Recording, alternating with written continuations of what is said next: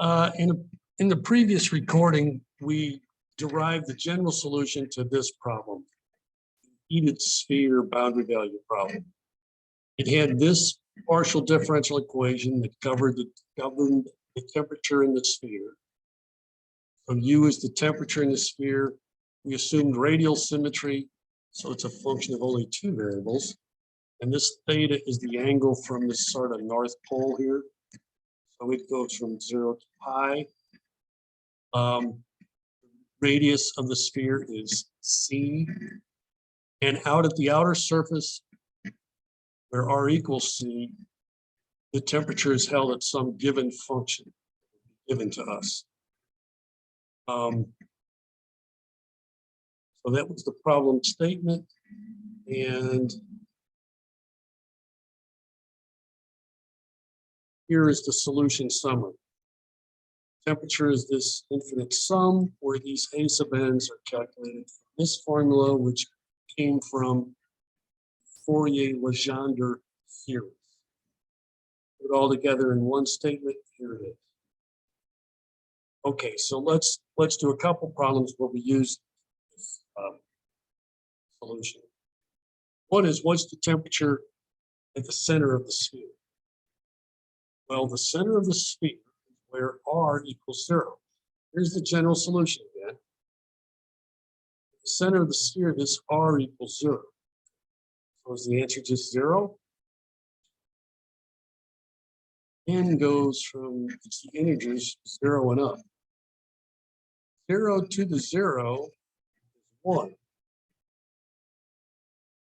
All other n's is going to be 0. But we have only one surviving non-zero term, that's n equals 0. So this will become a half. Instead of this infinite sum, we just have the one term where n equals 0. That means this guy to be 1. P sub n's will be P sub zeros. And P sub 0 is just 1. So it simplifies to this integral. So if you need to find the temperature in the center of the sphere, evaluate this integral. How easy or hard that is will probably depend on what f of theta is, but it just amounts to evaluating an integral. Now, in general, it's going to be kind of hard to evaluate this integral, and there's actually a number of them you have to evaluate. So unless something simplifies somehow, it's still not an easy problem for a specific f. Let's look at what I call a simple method.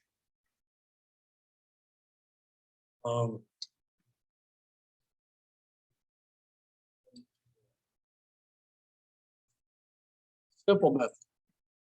Let's say that f of theta is sine squared theta. Here's our solution. But notice that sine squared theta is, by a trig identity, is 1 minus cosine squared.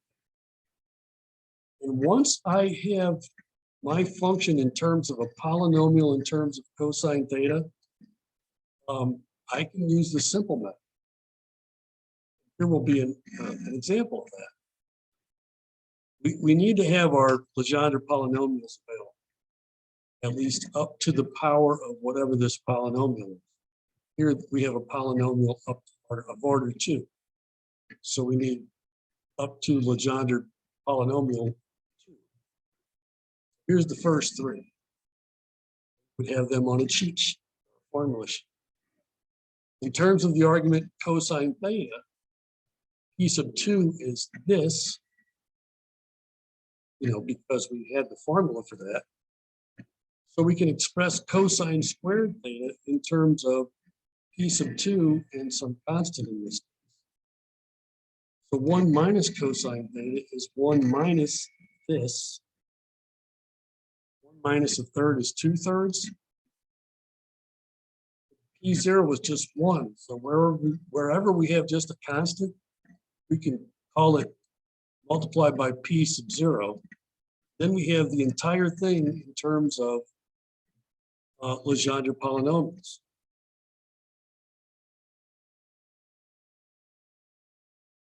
What do we have? Here was the function it had to be equal to. Here was our solution, it equals sine squared.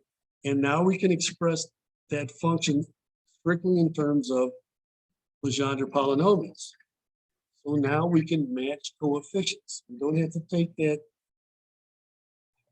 ugly integral. We just match coefficients. Let's see, when n equals 0, a sub 0, c to the 0 will equal 2/3. And n equals 2, a sub 2, c squared will equal minus 2/3. Or we have this formula for the a sub n, c to the n. We're matching coefficients. N equals 0, it's 2/3. When n equals 2, it's minus 2/3. All other n's is just 0. So here's our a sub n's with two non-zero ones. So this infinite sum of our solution is only going to have two non-zero terms. Here they are. And now we can convert back from Legendre polynomials to just regular functions of theta. Part of the 0 is 1, p sub 0 is 1, so this front term is just 2/3. This will be minus 2/3. I'll have r over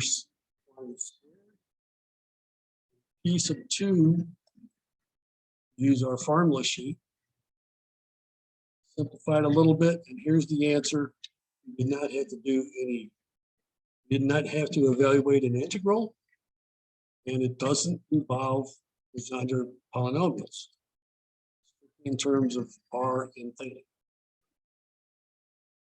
All right, that ends this whole module of boundary value problems in non-rectangular coordinate systems. On to new subjects next time.